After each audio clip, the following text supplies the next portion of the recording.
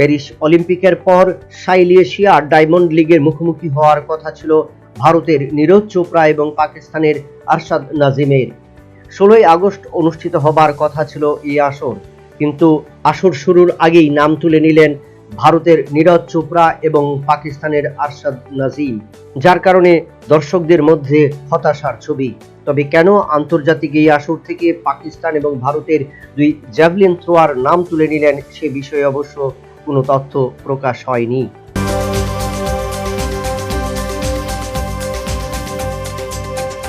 দীর্ঘ 2 দশক পর পুনরায় এশিয়া কাপ ফুটবলে খেলার যোগ্যতা অর্জন করল অনূর্ধ্ব-20 ভারতীয় মহিলা ফুটবল দল। রবিবার ইগুয়েনের থু উন্না স্টেডিয়ামে ভারতীয় দল আয়োজক মায়ানমারকে 1-0 গোলে হারিয়ে মূল পর্বের যোগ্যতা অর্জন করে। ভারতের পক্ষে ম্যাচের 27 মিনিটে জয়সূচক গোলটি করেন পূজা। ফলে দীর্ঘ 20 বছর পর এই আসরের মূল পর্বে যাওয়ার যোগ্যতা অর্জন করল ভারতীয় মহিলা দল।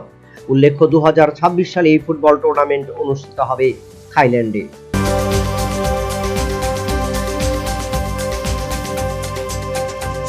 দক্ষিণ ভারতের পর্দায় হিটম্যানকে দেখার জন্য ব্যাপক উন্মাদনা ছিল হিটম্যান ভক্তদের। অভিনন্দনের জোয়ারে পুষ্পবৃষ্টিতে ভাসলেন ভারতের অধিনায়ক। দক্ষিণের অভিনেতা মহেশ বাবুর 50তম জন্মদিনে তৈরি করা হয়েছিল একটি ভিডিও। সেখানে মহেশ বাবুর সাথে জুড়ে দেওয়া হয়েছিল রোহিত শর্মাকে, আর তাকে নিয়ে উন্মাদনা পরিলক্ষিত হয়েছে রোহিত ভক্তদের।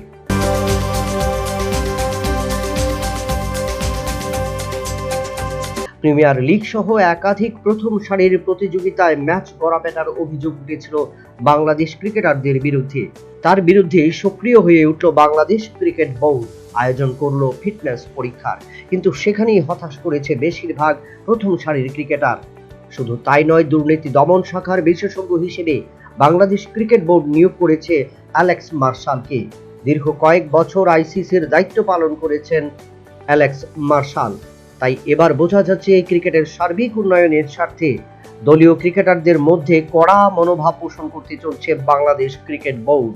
আর এই প্রক্রিয়া চালু হলে আরো বেশি সংযত হতে হবে বাংলাদেশ ক্রিকেটারদের।